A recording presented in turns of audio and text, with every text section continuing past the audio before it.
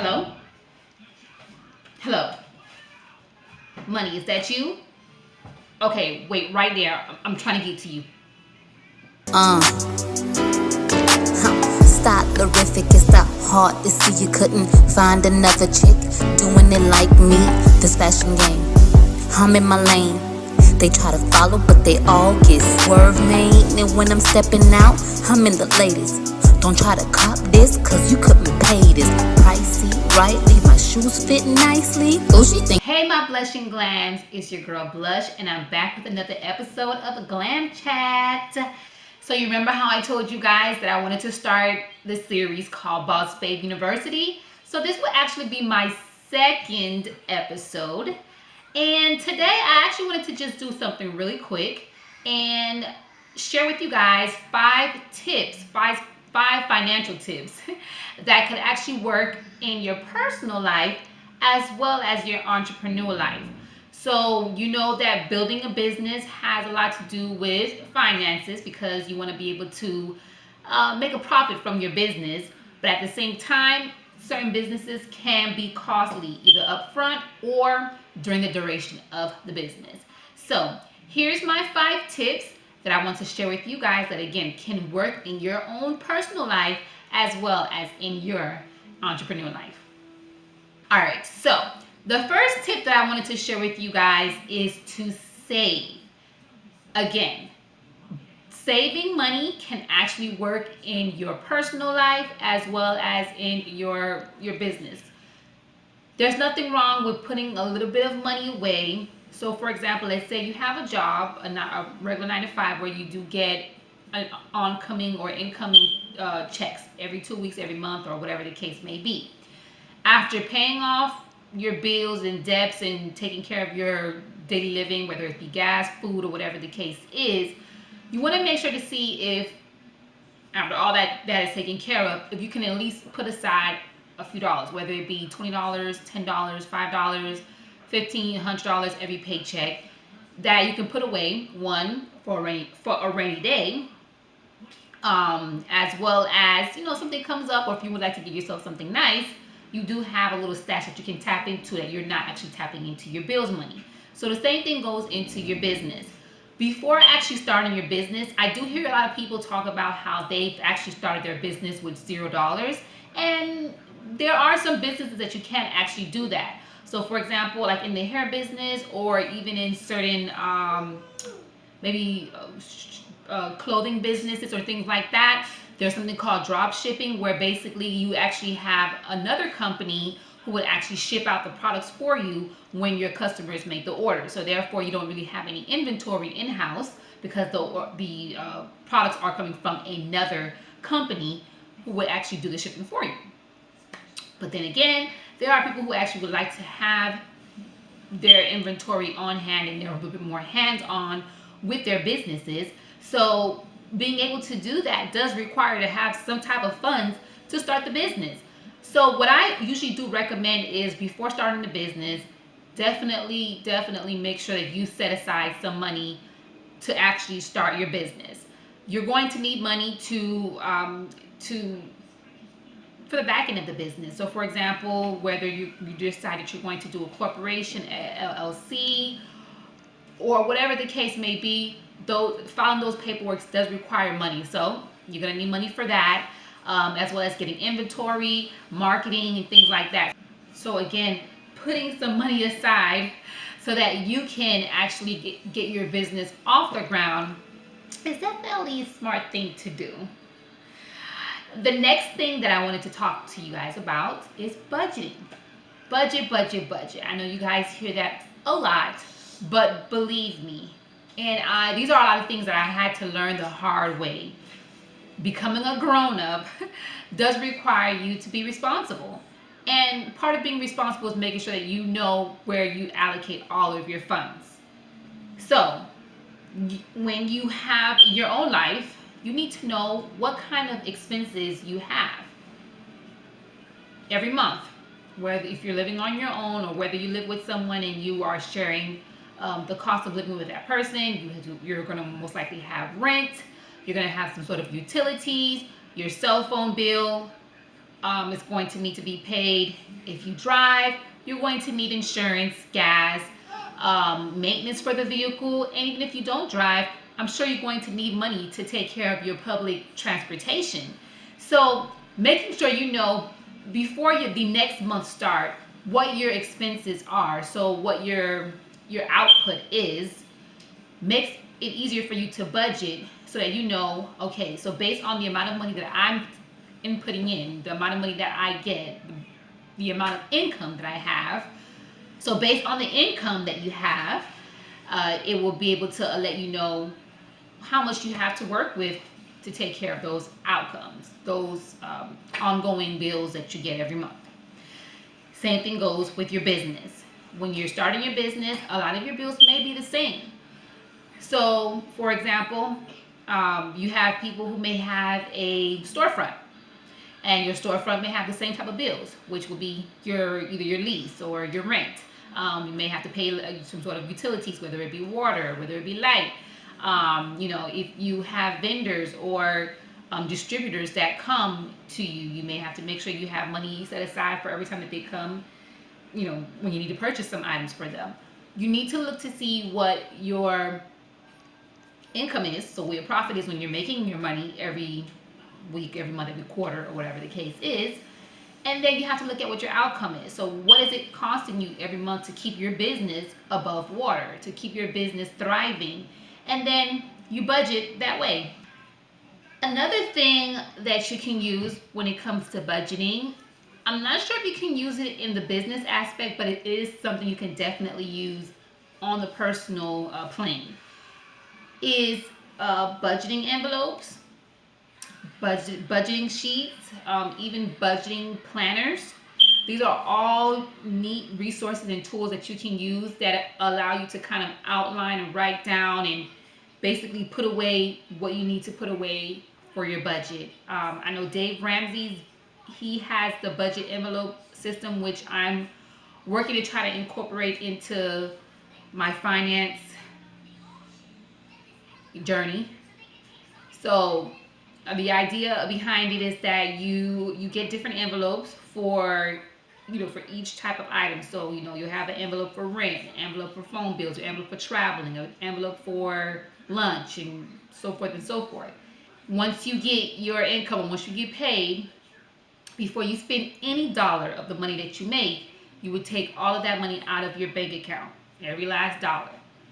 And then with all the money you've taken out of your bank account, you basically place what needs to be placed in each envelope. So if you know that your rent is $700 and you've gotten a $1,300 check, so you would take $700 for your rent.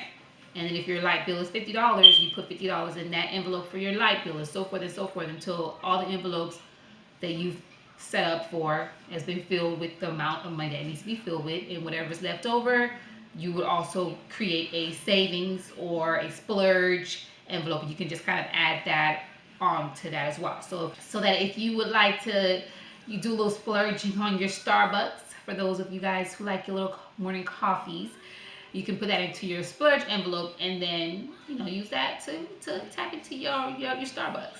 In regards to budgeting, you also want to make sure that you're not overspending. That can go again with your personal and your business life. For myself, I've always had a shopping problem, which I think that for the most part, most in the last few months have gotten a little bit under control. But that's what I had to learn the hard way. When I am spending money unnecessarily in areas that have nothing to do with my everyday living, it affects what my budget is going to be. So I'm taking away money from my income to purchase items that, again, I probably really didn't need, but I just wanted it because I seen it and I wanted it, and therefore possibly taking money away from other things that are important that can be taken care of. So you definitely want to avoid overspending, even in your business. So you want to make sure that you get things that you absolutely need for your business. Don't get things because they look good or you see other businesses have it. You make sure that it's a necessity for your business. Avoid overspending.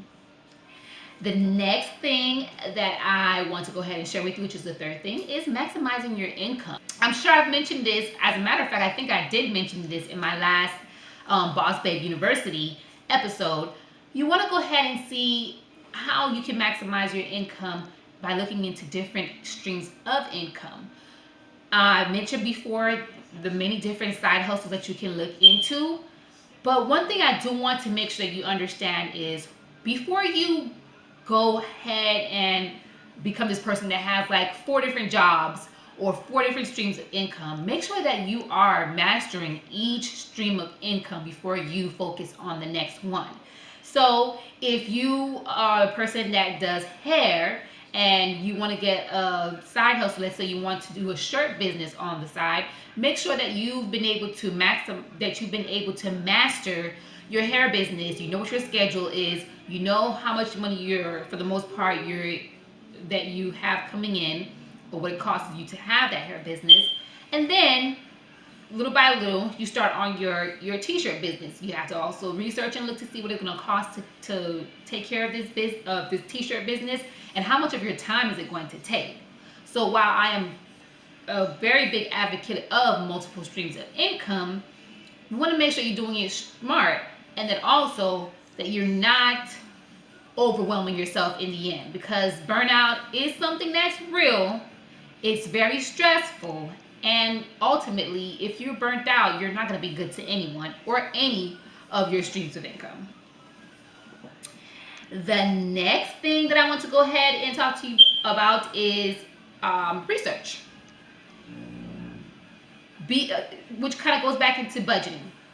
Before you go out and you're purchasing things for your business, purchasing things in your everyday life, research.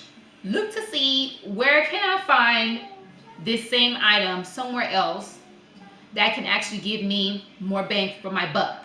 At the same time, you're not jeopardizing the quality of your product. Because a lot of times you might find something cheaper somewhere else, but when you get it, it's not the same quality and ultimately can affect your business. So you definitely want to avoid that. But research. Google and the internet altogether has made our lives so much more easier. At the tip of our fingers, we can find out almost anything that we want. And not even at the tip of your finger. Nowadays, you can even talk to your phone, like Alexis or Siri's, and you can ask your device a question and you most likely will get the answer that you need. Alexa, make it rain. To each his own, but these are prime examples of how you shouldn't be spending your hard-earned money, especially if this is your rent money.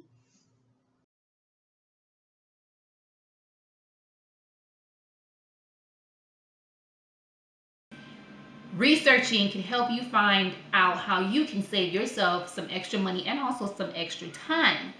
So that is great for your financial stability in your business as well as your personal life. Sometimes you might find an outfit somewhere at this boutique. You search a little bit more, you might find it cheaper somewhere else. Or, lucky you may have stumbled up on a awesome sale. And the last tip that I want to go ahead and share with you guys that can be a great point of financial stability for your business as well as your personal life, which actually should be the number one thing, is paying down your debts. Debts can literally be a monkey on your back. It never goes away. Well, some of them never go away unless you want to wait 7 years. And then there are certain debts, like for example, student loans, they don't go away. So unless you have one of those jobs that allows you to go ahead and apply student loan forgiveness, you have student loans for the rest of your life. So if you're able to, again, just kind of going back to like when I said saving, putting in your debts as part of your monthly outcome, so your bills, your expenses, adding your debts onto that so that you eventually can wipe off your debts and that you have a clean slate, so that whatever money you do have, again, can be applied to either your everyday living and or your savings and of course, your business. You don't want to spend your whole life owing people money because it's just never going to feel like you're retaining any funds. And that's not the point here. We never want to feel like our money is just being flushed down the drain. Not to mention when you don't cut down on your debts, interest rates rise, fees rise, and ultimately it just costs you more in the end.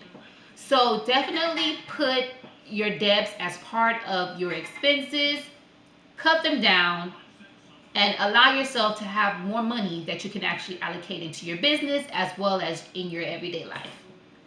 I hope that these 5 tips are helpful and will be helpful for you.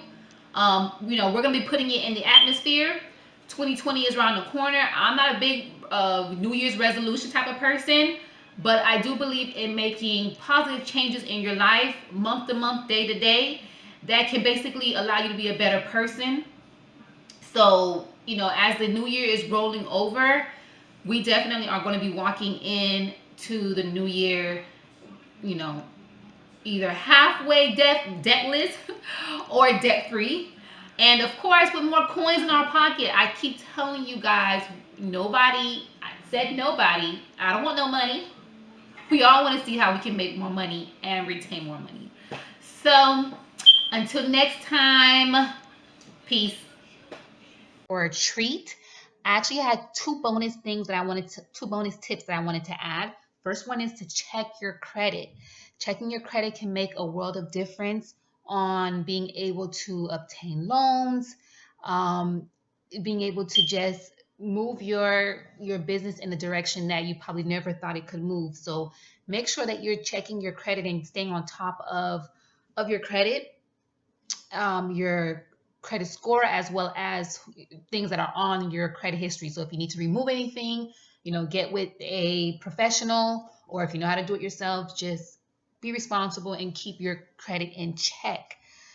The next tip is, keep accurate records, as far as budgeting, as far as your bills, as far as your expenses, what you're purchasing, what you need to do. Make sure that you're keeping accurate records so that you everything is in place with your business. That way, again, it goes back to not overspending and not buying things that are unnecessary because you have accurate records of what you bought, what you need, and so forth.